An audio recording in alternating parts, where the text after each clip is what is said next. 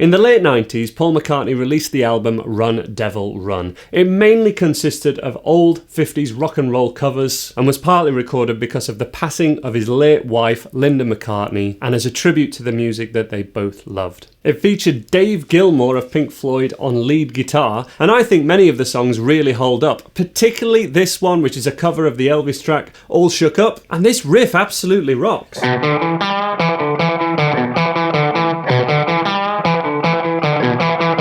It's got a simple structure based around a 12-bar blues in the key of E, featuring the chords an E power chord, so E5, A5, and B5 power chords. But the best thing about it is definitely this signature pentatonic-based riff. Now, if you're a beginner or an intermediate player, you can just learn this riff, jam along to the song, and just have some fun there. But what the focus of this lesson is going to be learning that lick in all 5 minor pentatonic positions across the neck, starting from the open strings,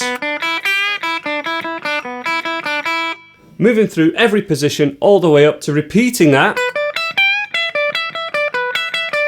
at the 12th and 15th frets. And this video is in support of a lead guitar course where I teach all these 5 positions in multiple keys, but including the key of E. As soon as that is up, the link will be at the top of the description, where I'm currently filming it, so it might not be released at the time of releasing this video. But let's have a look at the riff first of all, and then look at how to play it all over the neck in every minor pentatonic position. So the first place we're going to learn this is between the 7th and the 5th fret, doing the main riff, which is the backbone of this song, and even beginners can learn this because it's just 4 notes. 1, 2, 3, 4. And then we learn the longer sequence, which goes through them once.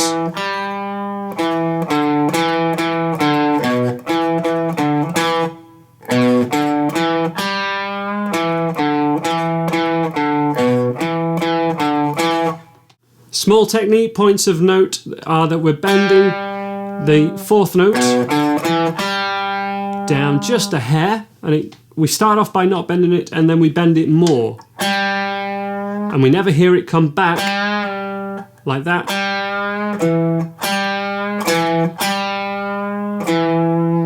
That's phrasing point 1. Phrasing point 2, or technique point 2, would be this pivoting technique, which is just very useful.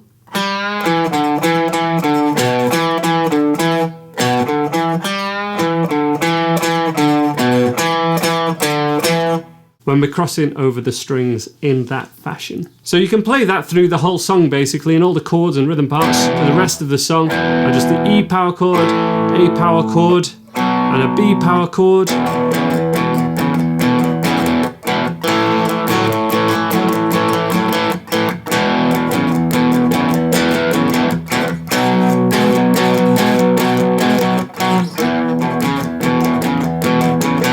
Based around the 12-bar blues in E, but that's not the focus of this video tutorial. The focus is going to be the pentatonic positions, and we're going to start off in open position, playing this same riff, but an octave higher and on the thinnest 2 strings in position 1 of the minor pentatonic.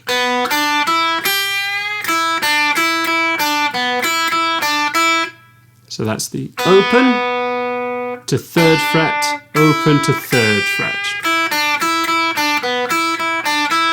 Should be very familiar. And again, we're always going to really be bending up that final note of the 4. 1, 2, 3, 4.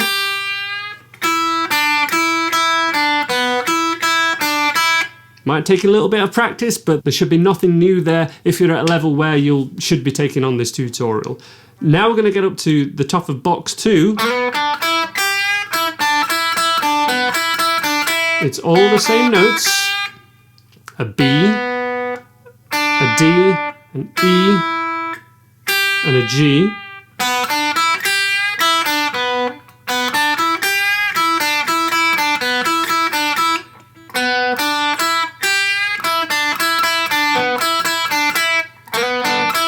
And we call this, often it's referred to as the B.B. King position.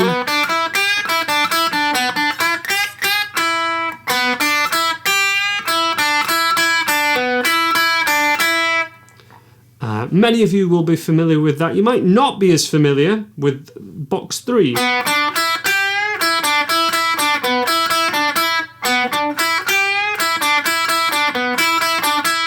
Or shape 3. The weird thing here is we've got this 3-fret stretch for both 1, 2, 3, 4. So 3-fret stretch on both strings, but when we come back,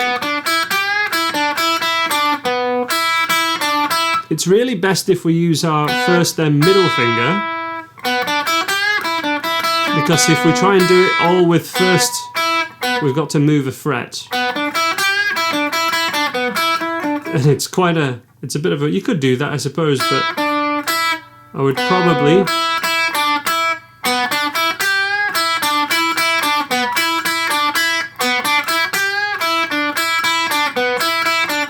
I just use the middle finger there. So again, the notes 1, 2, 3, 4. We've done 1, 2, 3, 4. 1, 2, 3, 4. 1, 2, 3, 4. Next one, I always think of it as the Hendrix position. You know, we've got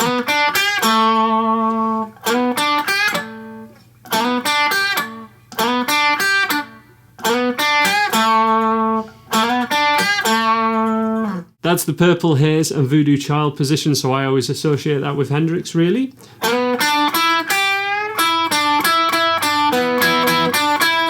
Now we've got a repetition of that little anchor technique. Position 5. It's quite easy. It's just the 2 dots we have on our guitar, so the 9th fret and the 12th fret on both the middle 2 strings.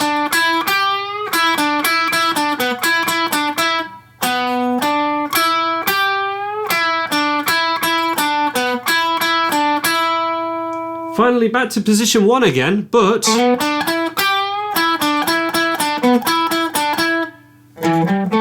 there's position 1, and we were playing it at the top.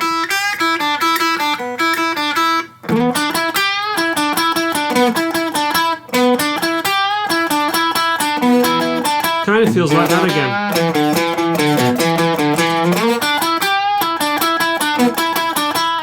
So let's recap on what we've just done. We've played the same notes in 5 different positions on the neck, and we've gone through the 5 different shapes of the minor pentatonic to do that. There is something that we should know when we go up to the next one, which is the top of box 1, which would be the start of kind of the main solo, if you want to call it that.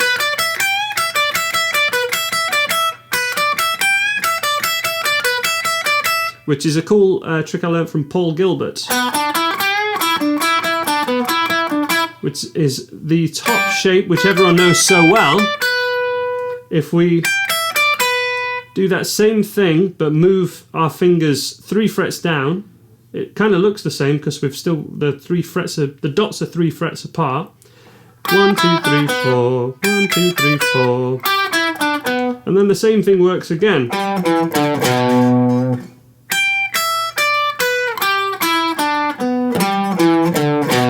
So now you know how Paul Gilbert skips strings so easily. And we can play that same riff.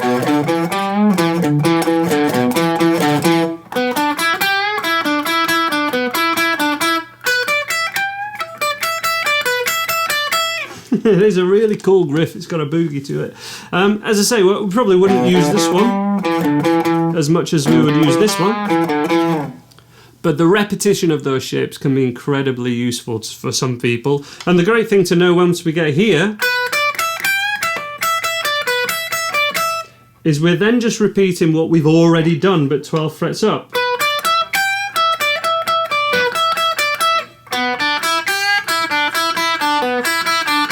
So that B.B. King box shape, starting at 3rd fret, is still there exactly the same, but it starts at 15th fret. It's an octave up, or 12 frets up. So is the next shape, which is the last one that I demoed.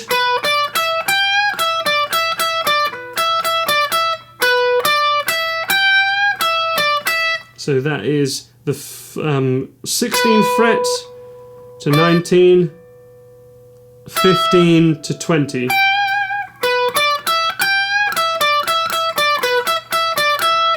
Same positioning as there.